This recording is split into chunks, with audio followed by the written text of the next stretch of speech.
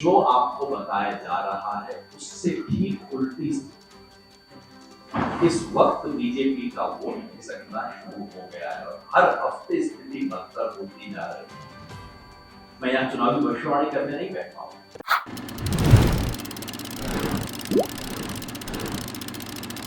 Raipur press club द्वारा आयोजित रूबरू कार्यक्रम में गुरुवार को भारत जोड़ो अभियान के राष्ट्रीय संयोजक एवं सामाजिक कार्यकर्ता योगेंद्र यादव ने प्रेस वार्ता कर पत्रकारों से बातचीत की। इस दौरान उन्होंने कहा, और इस वक्त हम भारत जोड़ो अभियान के साथ ही इस मिशन में है कि इस चुनाव में और इस चुनाव के बाद देश के संविधान को और लोकतांत्रिक मूल्यों को बचाने की राजनीतिक लड़ाई लड़े। हम उसमें शामिल 2024 का जो लोकसभा का चुनाव हो रहा है, ये बहुत असाधारण चुनाव है भारत के इतिहास में। असाधारण कई मायनों में। असाधारण इस मायने में है कि इस चुनाव का क्या महत्व है। असाधारण इस मायने में है कि इस चुनाव की प्रक्रिया में क्या कुछ हो रहा है।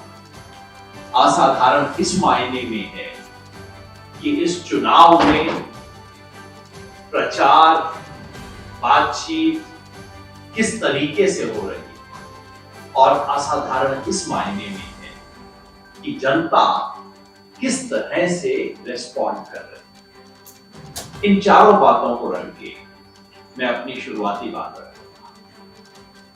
मैंने पहली बात कही कि असाधारण इस मायने में है कि इस चुनाव का महत्व ऐतिहासिक है। हर 5 साल बाद चुनाव होते हैं। लोकसभा का चुनाव हमेशा बहुत बड़ी चीज होती है। प्रधानमंत्री चुने जाते हैं, देश की अगली सरकार चुनी जाती है, लेकिन इस चुनाव का महत्व उससे भी ज्यादा है। साधारण शब्दों में कहने के लिए मैं उसे इस तरह से पेश करता हूं कि आप यूं समझ लीजिए कि भारत की संविधान सभा का चुनाव हो रहा है। वो नहीं रहा। संविधान इसके आधार पर तय नहीं होना चाहिए, लेकिन जो राजनीति खेली जा रही है, ये जो 400 पार के नारे हैं, इसके पीछे की जो नियत है, 10 साल में जो कुछ देश में हुआ है, हो ना हो, ये इस देश के बुनियादी राजनीतिक ढांचे को बदलने की तैयारी हो रही है। और इस देश के 3-4 सिद्धांत जो हमेशा सर्वमान्य रहे हैं, सर्वधर्म समभाव, जिसको अंग्रेजी में लोग सेकुलर बोलते थे, विविधता का सम्मान, जिसको हम फेडरलिज्म बोल देते हैं, अंतिम व्यक्ति को सबसे आगे रखना, जिसको अंत्योदय कुछ भी बोला जाता है, सोशलिज्म भी बोल दिया जाता है, सामाजिक न्याय, इसके जो मूल सिद्धांत हमारे देश में सर्वमान्य रहे हैं, जो हमारे संविधान के मूल में हैं, आज उन पर सवालिया निशान है। और अगर ये चुनाव एक खास शक्ल लेता है, 400 पार वाली चीजें अगर होती हैं, तो जाहिर है इस देश का संविधान अपने वर्तमान स्वरूप में नहीं बचेगा। उसको पेश किया जाएगा संविधान में संशोधन के नाम पे, जैसे इंदिरा गांधी ने किया था इमरजेंसी के दौरान। उसे 42वां संशोधन कहा था, पर वो संशोधन नहीं था, इस देश के संविधान को नष्ट करने का तरीका था। वैसा ही कुछ इस बार भी हो सकता है। इसलिए इस चुनाव में जो दांव पे है, वो सिर्फ सरकार और प्रधानमंत्री, संविधान दांव पे है। इस देश के मूल जो मूल्य है वो दांव पे है, लोकतंत्र दांव पे है, भारत का स्वधर्म दांव पर है। उत्तर प्रदेश में जो आपको बताया जा रहा है उससे ठीक उल्टी इस वक्त बीजेपी का वोट खिसकना शुरू हो गया है और हर हफ्ते स्थिति बदतर होती जा रही है। मैं यहाँ चुनावी भविष्यवाणी करने नहीं बैठा हूं।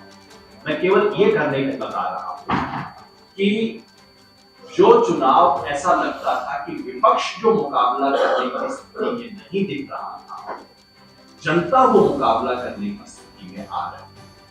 चुनाव में सामान्य सवाल दोबारा आ रहे हैं। दैनंदिन प्रश्न, लोगों के कष्ट वापस आ रहे हैं। प्रतिनिधि ने काम किया या नहीं किया उसका सवाल जवाब माता जा रहा है। जहां बीजेपी दे पा रही है वहां बीजेपी अच्छा परफॉर्म कर रही है, जहां नहीं दे पा रही है वहां पीछे चल रही है। ये होना चाहिए लोकतंत्र। ये जो बदलाव हो रहा है, ये मुझे बहुत बड़ा बदलाव दिखाई देता है। मुझे ऐसा लगता है कि ये बदलाव कहीं ना कहीं चुनावी आंकड़ों में भी परिलक्षित होगा। 400 पार तो आपने अब तक समझ ही लिया होगा कि ये 420 का खेल था। बेसिकली बीजेपी का साइकोलॉजिकल वॉरफेयर का स्ट्रेटजी होता है कि मैच शुरू हो इससे पहले सामने वाली की टीम से वॉकओवर करवा। इतना वो बॉम्बास्टिक हो रहे, हमारे हरियाणा में बोलते हैं धूल में लट मारो। ऐसा धूल में जोर से लट मारो, इतनी धूल उड़ेगी कि जब तक आदमी अपनी आंखें मसलेगा, आत्मा धोएगा, तब तक तो ने अपना सारा काम कर लिया। तो ये 400 पार तो वो वाला मामला है, 420 का खेल है। लेकिन ये तो कहीं 300 के करीब दिखाई दे रहा है। मतलब इतनी वैसी स्थिति है कि जनता सब तरफ, मैं कर्नाटका से आ रहा हूँ, आज सीधा कर्नाटका से यहाँ आ रहा हूँ। कर्नाटका के दूसरे फेज, पहले फेज में क्योंकि स्कैंडल पूरा तब तक आया नहीं, वहां पे लगता है बराबरी का मुकाबला हो, और दूसरे फेज में बीजेपी मतलब एक सीट बचाने की वो कर रही, संघर्ष में है। पूरे देश में मिजाज बदल रहा है, ये चुनाव करवट ले रहा है। मैं छत्तीसगढ़ की कह नहीं सकता, मैं जानता नहीं। अभी 2 घंटा पहले आया हूँ, 2 घंटे में आके तो भविष्यवाणी तो बहुत का काम होगा। लेकिन देश भर में ये चुनाव करवट ले रहा है, और संभव है कि 400 पार तो नहीं होगा, 2004 हो सकता है। 2004 में क्या हुआ था?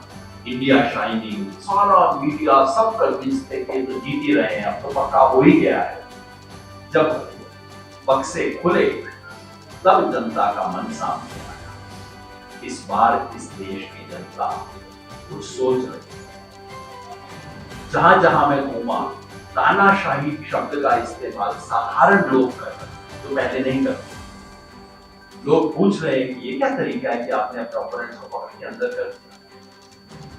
लोगों को इलेक्ट्रोल बॉन्ड की बात पता नहीं लगी, लेकिन दाल में कुछ काला है, ऐसा लोगों को संदेह होना शुरू हुआ है। मैं नहीं कह रहा कि 1977 जैसी स्थिति बनने वाली है, नहीं, वो स्थिति अद्भुत थी, वो भी मैंने देखी अपनी आंख से, वैसी मुझे नहीं दिखी। लेकिन कुछ 2004 का आभास आना शुरू हुआ, वो हो सकता है। अंत में मैं सिर्फ एक बात बोलूंगा, जो मुझे उत्तर प्रदेश के गांव में एक अनपढ़ आदमी ने बताया।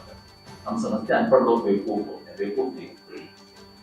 उसने कहा, मैंने कहा कि ये मोदी जी की 2 पंचवर्षीय पूरी हो गई, अब 3री पंचवर्षीय के लिए आए हैं, आपकी क्या राय है?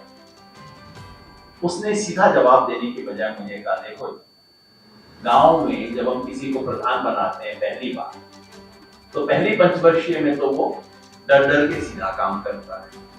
अगर उसको दोबारा बना दें तो फिर वो गोली देना सीख जाता है, 2 नंबर के काम शुरू कर देता है। और अगर उसको 3री बार बना दें तो हमारे सर के ऊपर बैठ के डंडा चलाता है। मैं समझता हूं कहीं ना कहीं ये बात आ रही है, और ये मुझे लगता है, साथ में मैं ये भी मानूंगा, ये मेरी कामना भी है कि इस देश में ये चुनाव इस मायने में भी अद्भुत और असाधारण हो सकता है, हो जाए, ये मेरी कामना है। देश प्रदेश की सभी बड़ी खबरों से जुड़े रहने के लिए हमारे YouTube चैनल को लाइक, शेयर और सब्सक्राइब करना ना भूलें। साथ ही लेटेस्ट खबरों के लिए बेल आइकन को प्रेस